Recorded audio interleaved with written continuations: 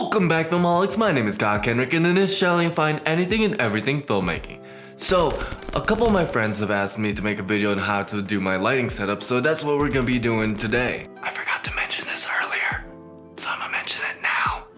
So this is part of a bigger playlist of videos called How to Light Your YouTube Videos, and if you want more lighting tips, check that out. Let's go back into the regular video. To start things off, I'm gonna actually turn off most of the lights except for this one, the key light, mainly so that you can see my face. So we'll see you after that. Here we go, we got all the lights turned off, and let's go ahead and get started on step number 1, and that's framing the shot. Basically, frame the shot however you guys would like, but the way I do it is I pick a corner and it's right there. And personally, the reason why I pick a corner is so that I could see myself right in the middle on the screen right here, and also so that I can know where the colors for my two other lights would end in the way I would shape them in a way. And step number 2 is to use colors. I personally love the idea of using a lot of colors and RGB lights.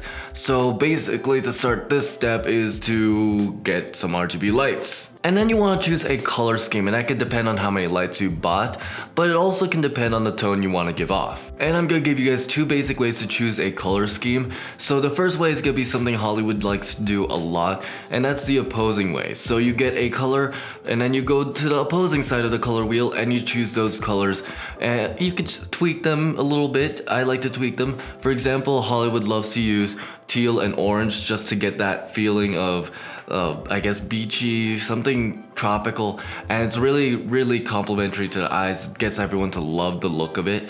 But there's also the other way, which is choosing complementary colors. So for example, the way I do it is blue and purple because they're really close together. Another one is like orange and red and a bunch of other things like that. So that's a way that you guys could choose your own colors for the background. Again, personally for me, I like the blue and purple because it reminds me of League of Legends. And let's go ahead and see those colors now. There we go. And the last thing to do is bouncing it, as you guys can see, on the walls right there. And that's for just the effect that it makes everything look like that color, and I absolutely love that. It's my personal thing.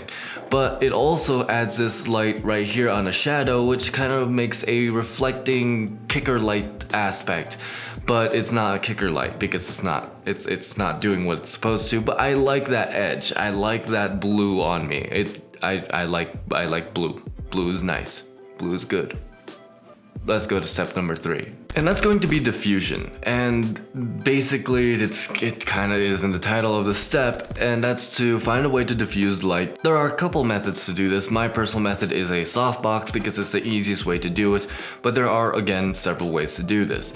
A lot of work is put into those other ways, but I'll talk more about that in a different video. On to step number 4, and that's going to be the key light. And as you guys can tell from the intro of this step, I really like the dramatic flare, and that's why I light my key light like this for the dramatic flare.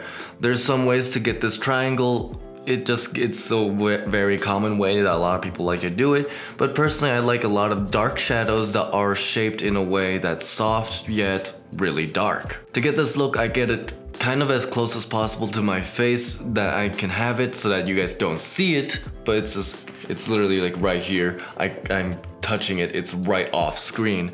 And I like it a little bit higher up and pointing down onto my face to get the shadows I want. Doing all of this kind of maintains the tone that I'm going for my whole channel, where it's cinematic, but it's also something that you can use for YouTube. Lastly, step number 5 is going to be practicals, and that just basically means background lights that just accents. It doesn't actually emit too much light, and that's going to be my keyboard and my monitor right there. And lastly, my favorite thing is this lightning bolt. That's magic. I didn't have to do anything. I swear I didn't use my phone.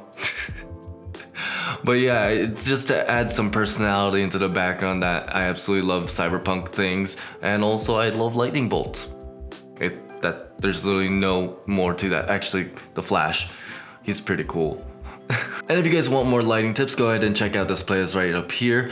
Also, if you guys want to check out the gear I use to light my videos, there's gonna be links down in the description below. They're gonna be no extra cost to you guys, but they would help out the channel if you guys do end up purchasing. And also, since the climate of the world is the way it is right now, I'm gonna end my videos differently and say #StopAsianHate.